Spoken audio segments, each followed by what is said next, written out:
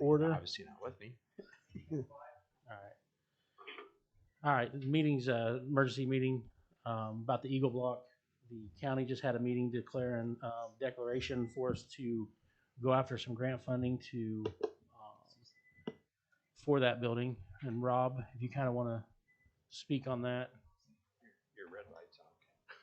Can I ask who's on the phone first?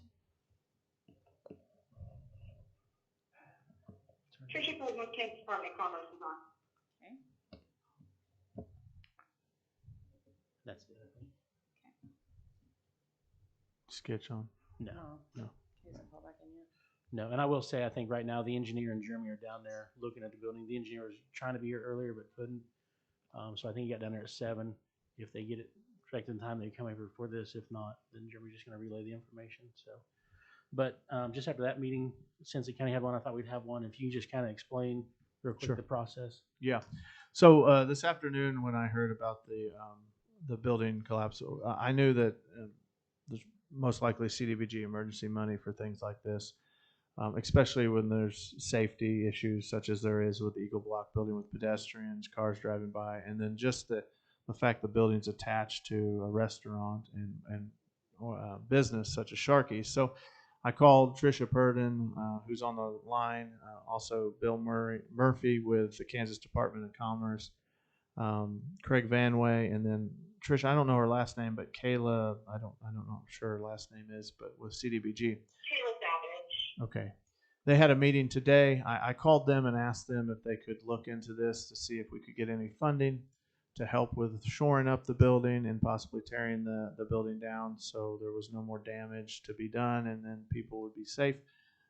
They had a meeting today. Tricia called me about 3 o'clock today and said that the first step needed to be that the county declare an emergency or a disaster declaration, and so the county just did that, and so now the process has started.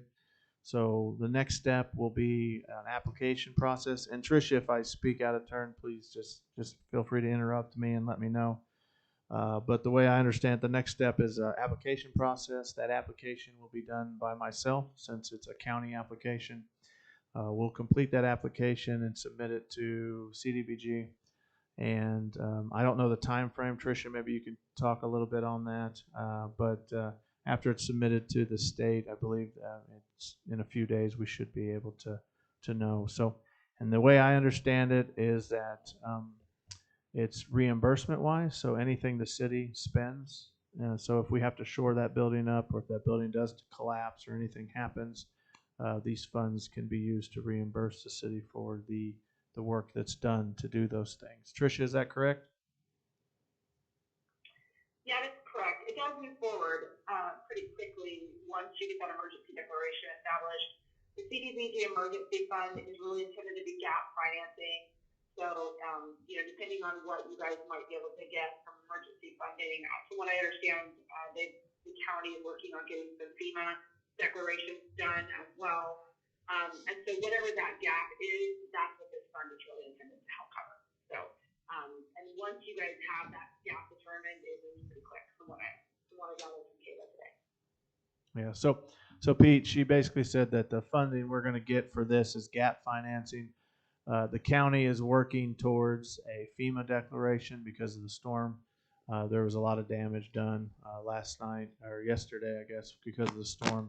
I guess it was last night. And so when we get that FEMA declaration, whatever the gap is between that is what this will help pay for. So. And I don't know if you can answer this, but will the FEMA declaration the county does? Mm-hmm. Yes. Yes, emergency management. And so will include this in on it? Yes. Yes. Okay. This will be included in on it. So this is just going to be extra funds for this project, correct, Tricia? So in order on the FEMA, in order for us to get declared, you have to have so much in damage. Yes. And so really what we need to be doing is not only looking at this project, but everything around the city. And when we shut down Gun Park, and so the barricades that we put up, that is all qualifying. If we have to remove debris, any of those types of things. So really what we have to do is tell staff as of last night, we need to be documenting all of our time now. Mm-hmm.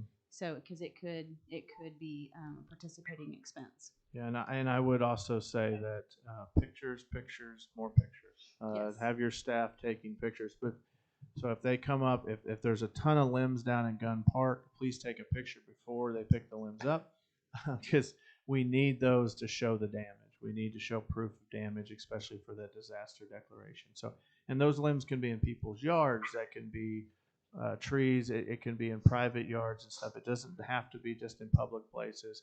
So if we can get some people going around and taking pictures of damage, but Susan is right. It has to meet a certain dollar amount to qualify for a federal disaster. Do those need to be time stamped or is something along those lines, or just? It'd be pictures better if on they it? were. I was gonna say Yes. that probably Yeah. makes more sense. Yeah, and the pictures help with the time on that. So, Tricia, is there anything? Did we get that correct?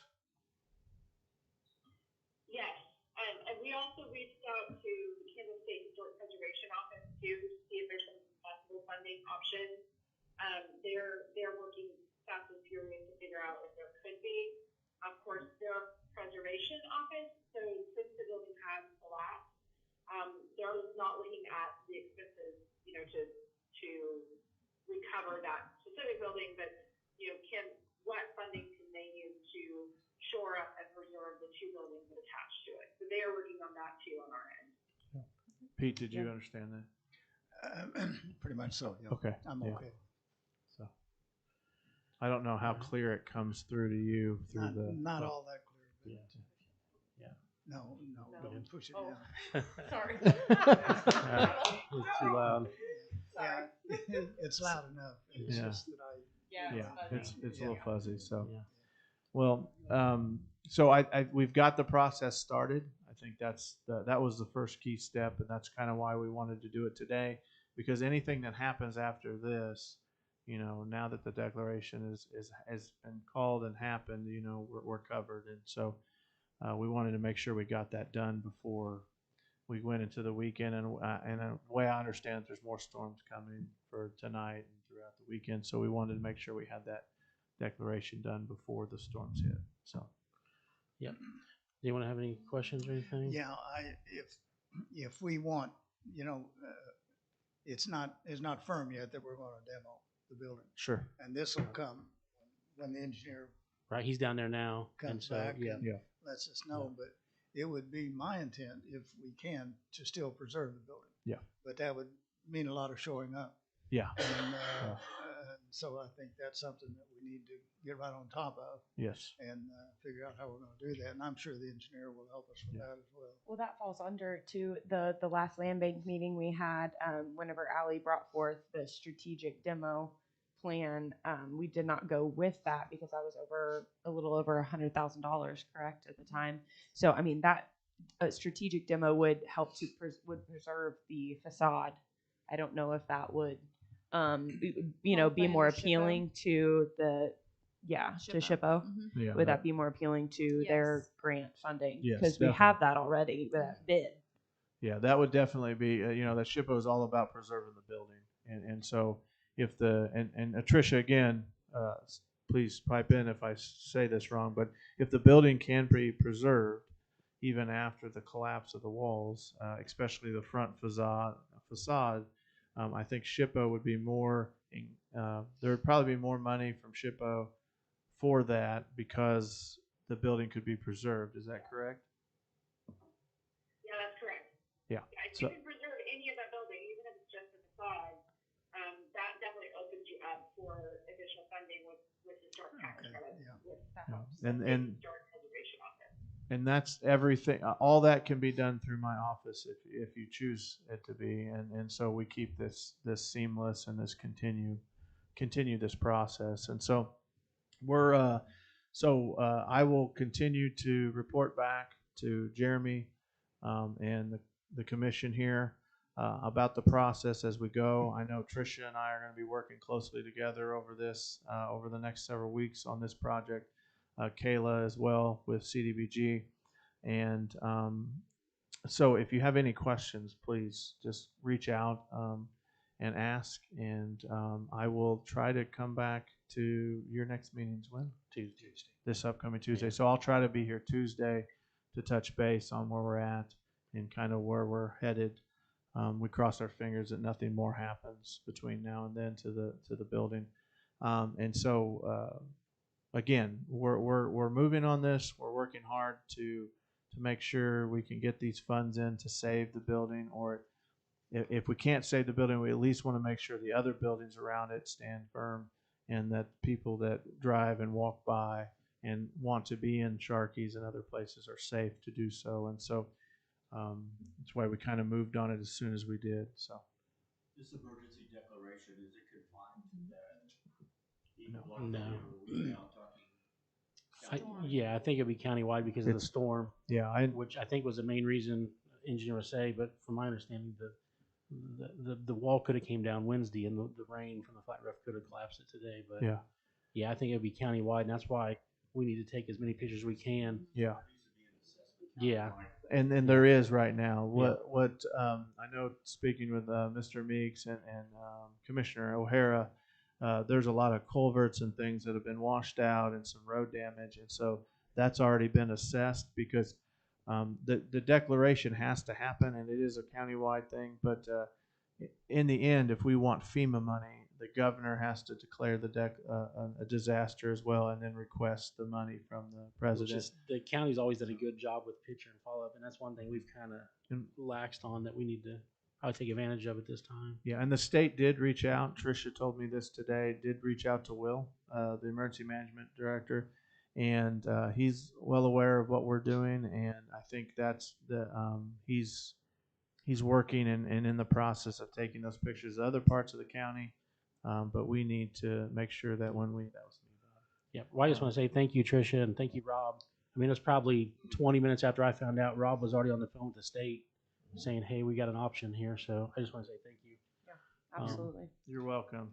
You're very welcome. That's what I'm here for. And we just hope we can get this building back in working order. So thanks very much. I'm going to go back to my date with my wife that I left to come here. So. All right. Does anyone have any other questions?